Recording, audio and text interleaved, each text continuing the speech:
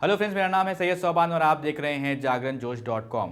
इस वीडियो में आज हम बात करेंगे कि आज के टॉप करंट अफेयर से क्या कुछ सवाल बनाए जा सकते हैं, उनके जवाब क्या होंगे और उनसे रिलेटेड क्या की फैक्ट्स हो सकते हैं, उनके बारे में भी हम बात करेंगे। तो चलिए शुरू करते हैं। तो पहला सवाल है कि इसरो द्वारा जारी चंद्रयान 2 की तस्वीरों में लैंडर का क्या नाम बताया गया है। तो ऑप्शन है संभव, राकेश, अतुल या विक्रम। तो इसका सही जवाब है वो है ऑप्शन डी, विक्रम। इसरो के मुताबिक अगर हम बात करें तो चंद्रयान 2 जो है वो दूसरा चंद्रयान अभियान होगा। इससे पहले जो पहला चंद्रयान अभियान हुआ था भारत का, वो 22 अक्टूबर 2008 को लॉन्च किया गया था। अब तैयारी है कि चंद्रयान 2 को फिर से अब हम भेजा जाएगा भारत के द्वारा। ये दूसरा चंद्र अभियान होगा भारत का। और आपको बता दें कि लगभग एक दशक का समय हो गया है, यानी कि एक दशक के बाद जो पहला था चंद्रयान वो 2008 में भेजा गया था।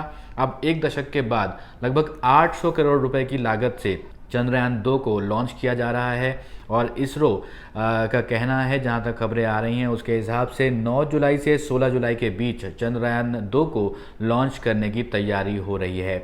बढ़ते हैं अगले सवाल पर। हाल ही में अरुणाचल प्रदेश में किस लापता विमान के मलबे को देखा गया है। ऑप्शंस हैं BK-22, IS-91, JK-34, AN-32। इसका सही जवाब है ऑप्शन डी, AN-32। तो दोस्तों, अभी आपने हाल ही में सुना होगा कि एक विमान है, उसके लिए लगातार खबरें आ रही थी कि ये हवाई जहाज़ कहाँ ये रडार से गायब हो गया था। रडार से गायब होने के बाद इसको ढूंढा जा रहा था कि क्या कोई मलबा मिले या नहीं मिले। तो आपको बता दें कि अरुणाचल प्रदेश में ये इसका मलबा पाया गया है। तो 3 जून से ये लापता था। आपको बता दें कि 3 जून से लगातार ये कोशिशें जारी थी कि इसको ढूंढा जाए। तो जो AN-32 विमान है उसका जो मलबा है वो अरुणाचल प्रदेश के घने जंगलों वाले पर्वतीय क्षेत्र लीपो में मिला है। तो यहाँ पर एक सवाल बन सकता है कि आपको कि AN-32 जो लापता हुआ था 3 जून को, तो उसका मलबा जो है वो कहाँ पे मिला है, कौन सी जगह पे मिला है। तो उसका जो उत्तर आप देंगे वो आप बता सकते हैं कि अरुणाचल प्रदेश में लीपो एक जगह है, लीपो में ये जहाज़ का मलबा मिला है, हवाई जहाज़ का मलबा मिला है। न्यूज़ एजेंसी ANI ने एक तस्वीर जारी की है जिसमें झुलसे पेड़ों के बीच में AN-32 विमान का मलबा दिखाई दे रहा है। तस्वीर देखकर ये अनुमान लगा सकते हैं कि विमान गिरने के बाद उसमें आग ज़रूर लगी होगी। उसके बाद ही इस तरह का जो हश्र है, जहाँ पे जो ANI की तरफ से जो इमेजेस रिलीज़ करी गई हैं उसमें देखकर तो ये पता चलता है कि उसमें आग लगी होगी और उसके बाद नीचे जाके वो पूरा मलबे में तब्दील हो गया होगा। यहाँ पर ये आपको बताना ज़रूरी है कि लगभग उसमें 13 लोग शामिल थे। जो 13 लोग हैं वो उसमें शामिल थे। अब ये अभी तक पुष्टि नहीं हो पाई है कि क्या कोई उसकी बॉडी किसी की मिली है या नहीं मिली है। इसके ऊपर जांच लगातार जारी है। कई टीमें जाके पहुंच रही हैं। जो अरुणाचल प्रदेश का वो इलाका है जहां पर वो मलबा मिला था, वहां पे कई टीमें पहुंच रही हैं और उस पर जाँच हो रही है। बढ़ते हैं अगले सवाल पर। हाल ही में किस राज्य ने बुजुर्ग माता पिता की सेवा नहीं करने पर जेल जाने के प्रस्ताव को मंजूरी दी है। आपके ऑप्शंस हैं सिक्किम, तेलंगाना, बिहार या फिर आंध्र प्रदेश। तो इसका जो सही ऑप्शन है, सही आंसर है वो है ऑप्शन सी, बिहार। जैसे कि आप जानते हैं दोस्तों कि बिहार के जो मुख्यमंत्री हैं वो है नीतीश कुमार। तो बिहार का जो एक मंत्रिमंडल है उसकी बैठक हुई थी, उसमें ये फैसला किया गया था कि बिहार में रहने वाली संतानें अगर अपने माता पिता की सेवा नहीं करती हैं, ये आपको ध्यान देना होगा, अगर कोई भी संतान है वो अपने माता पिता की सेवा नहीं करती है तो उन्हें जेल की सज़ा हो सकती है। माता पिता अगर कोई शिकायत कर देते हैं अपने संतान के खिलाफ तो उनके ऊपर कार्रवाई की जाएगी और उनको जेल की सज़ा भी हो सकती है। ये भी ध्यान देने वाली बात है कि बिहार में माता पिता के भरण पोषण के लिए पहले से ही एक कानून था। सरकार ने उसमें संशोधन करते हुए अब ये नया फैसला लिया है। संशोधित कानून के तहत अब माता पिता की सेवा ना करने वाली संतानों को न सिर्फ जेल भेजा जा सकता है बल्कि उनको संपत्ति से भी हाथ धोना पड़ सकता है। तो यहाँ पे ये जो ऑलरेडी एक कानून बनाया था तो उसमें संशोधन किया गया है। बढ़ते हैं अगले सवाल पर। वर्ष 2019 में किस दिन गंगा दशहरा मनाया गया। तो इसका जो सही उत्तर है वो है 12 जून।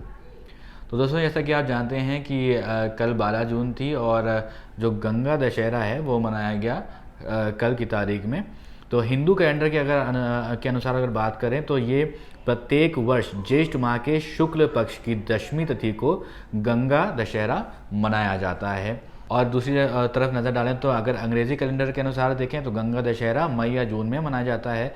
तो कल जो 12 जून थी उसके हिसाब से कल जो गंगा दशहरा है वो मनाया गया। इस प्रकार आप देख सकते हैं कि 2019 में अगर आप सवाल कोई आ सकता है आपके पास कि 2019 में किस दिन गंगा दशहरा मनाया गया, तो आप ये बता सकते हैं कि 12 जून को गंगा दशहरा 2019 में मनाया गया था। पौराणिक मान्यताओं के अनुसार गंगा दशहरा के दिन धरती पर गंगा का अवतार हुआ था। ये भी बात आपको ध्यान में रखनी है। और कई बार ये भी मान्यता है कि लोग गंगा में जाके डुबकी लगाकर इसमें पुण्य कमाते हैं। और कई लोग ऐसा भी मानते हैं कि जिस भी चीज़ का आप दान करेंगे उसकी संख्या लगभग 10 होनी चाहिए। अगर आप कुछ दान कर रहे हैं तो 10 की संख्या में करेंगे तो इससे आपको पुण्य मिलता है। ये सब मान्यता है। बढ़ते हैं अगले सवाल। हाल ही में विश्व के किस शहर में G20 मंत्री स्तरीय शिखर सम्मेलन का समापन हुआ? इसका सही जवाब है वो है टोक्यो। जापान के टोक्यो शहर के पास स्थित एक जगह है जिसका नाम है त्सुकुबा। तो इसको स्पेल जो अगर आप करते हैं तो TSQBA त्सुकुबा में व्यापार तथा डिजिटल अर्थव्यवस्था जैसे विषयों पर G20 मंत्री स्तरीय शिखर सम्मेलन का समापन हुआ। ये जो समापन हुआ है, जो पूरी मीटिंग थी, जो सम्मेलन हुआ था वो 2 दिन का था। ठीक है, तो ये 2 दिन का जो सम्मेलन हुआ उसमें G20 देशों के मध्य व्यापार तथा सहयोग को बढ़ाने के तरीकों पर ध्यान केंद्रित किया गया ताकि जो आपकी डिजिटल अर्थव्यवस्था की क्षमता है उसको पूर्ण उपयोग किया जा सके। तो इस बैठक में ये सब बातें हुई जो कि 2 दिन के लिए बैठक हुई थी। G20 में कोई भी अनिवार्य प्रतिबद्धता नहीं है। ये व्यापार संबंधों के लिए बहुपक्षीय एजेंडा निर्धारित करता है। बढ़ते हैं अगले सवाल पर। विश्व बैंक ने हाल ही में जारी वैश्विक आर्थिक परिदृश्य में 2019-20 में भारत की आर्थिक वृद्धि दर कितना रहने का अनुमान लगाया है? 7.8%, 8.1%, 7.5% या फिर 8%? और इसका सही जवाब है ऑप्शन सी 7.5%।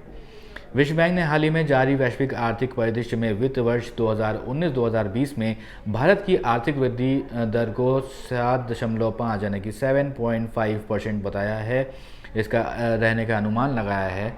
और दूसरी तरफ मौद्रिक नीति की द्विमासिक समीक्षा के दौरान 6 जून को रिजर्व बैंक ने 2019 और 20 के लिए जो विकास दर है उसके लिए अनुमान 7.2% यानी कि 7.2% से घटाकर 7% कर दिया है। जैसा कि आप जानते हैं कि जो हमारे भारत की वित्त मंत्री बनी हैं निर्मला सीतारमण, उनको बजट भी इस बार पेश करना है। बढ़ते हैं अगले सवाल पर। डेनमार्क में हुए आम चुनावों में निम्नलिखित में से किसे सत्ता प्राप्त हुई है? ऑप्शंस हैं blue block, orange block, white block या फिर रेड ब्लॉक। इसका सही जवाब है वो है रेड ब्लॉक।